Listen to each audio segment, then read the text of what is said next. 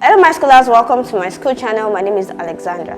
So in this video lesson, we'll be looking at infinitives, gerund, and participle. Now these terminologies function as a non-finite verb form, and so we'll be explaining the concepts. Please do not go anywhere, stay with us, and we'll be right back.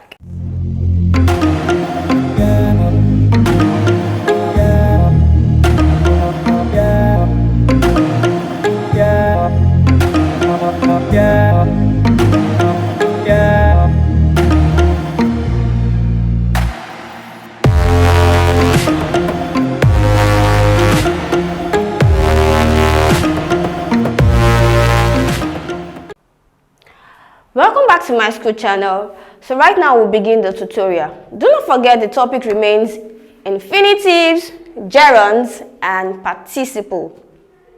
Now before we begin the lesson, let's dive into the concept verb. Now we said that verb is an action word, and many English scholars or many linguists have divided verb into two major types, called the lexical verb and auxiliary verb. Now the lexical verb is also called the main verb or the full verb, okay, and the auxiliary verb is also called the helping verb.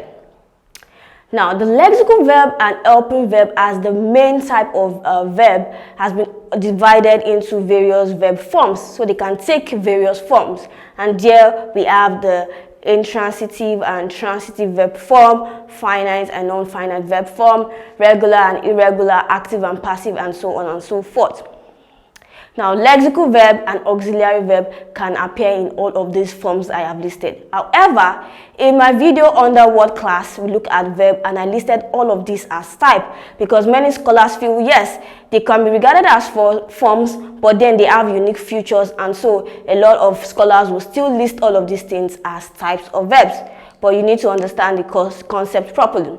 Now, apart from all of this, we have other categories or classification of verbs. We have linking verbs, action or dynamic verbs, we have conjugation verb, we have static verb, and so on and so forth. Phrasal verb also. Okay, so these are other categories of verbs. So verb is a very large topic. It's very large, and because it is considered to be the most important element in a sentence, it is very important, and so it has a lot of concepts. Okay, so now we're going to be looking at the non-transitive verb. Under the non-transitive verb, we have subdivisions. Okay, they can act as an infinitive, they can act as a gerund, and they can act as a participle. Now let's remind ourselves what non-finite verb is. Now the non-finite verb is a verb that do not change.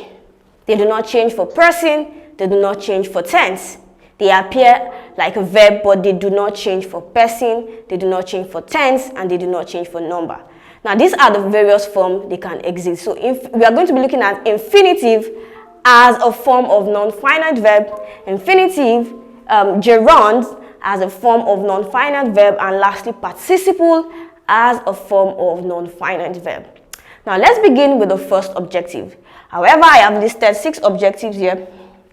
Definition of an infinitive. So at the end of this lesson, you'll be able to know these things. You will know all of these things. Okay, you'll be able to define an infinite verb. You'll be able to list examples of it. You'll be able to define a gerund. You'll also be able to list examples of gerunds. You'll be able to define participle. You'll be able to list the types of participle we have with examples. Now let's begin with the first objective, the definition of infinitive. Now let's move towards the visual display. So like I said, infinitive as a non-finite verb. First and foremost, because it has a concept, or the concept is drawn from non-finite verb. So an infinitive as a non-finite verb do not express action and do not change for person or tense. Now that is the first thing you need to note about an infinitive. So once you have this at the back of your mind, you'll be able to understand the concept generally, and you'll be able to identify it in a sentence. Another thing you need to know about infinitive is an infinitive is often preceded by to. In this case, it is also called full infinitive or to infinitive. The common infinitive we get to see is the infinitive that is preceded by to. Okay, so you have to and then the verb. Okay, so lastly, an infinitive can also appear without to. In this case, it is called the bare infinitive. Okay, so we see that infinitive can appear in two forms, one with to and one without to. Now, let's take a look at examples of infinitives in sentence. So we are looking at examples sentences. To live in the city means adjusting to a completely different lifestyle. So you can see the subject, okay, to live. To live. Now, one important thing about infinitive is that it functions as a noun. So you can imagine a classification of verb functioning as a noun. So infinitive functions as a noun. Okay, it functions as a noun in a sentence. To live, this is the subject and this is the noun. To live in the city means adjusting to a completely different lifestyle. Then number two, I am trying to study. To study is a noun and it's in the object, okay? It's the receiver of the action. I am trying to study. Okay, trying here is the verb. To study here is functioning as a noun.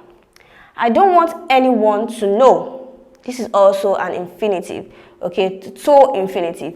It made her laugh. Now, this is a bare infinitive. It is not, there's the absence of to in this one. It made her laugh. Now, the verb here is made. This will not change. For person, it will not change. For number, it is there acting as a noun in this sentence. So, he made her laugh. If you change they, made her laugh, it doesn't change this. Okay, he made them, it doesn't change this.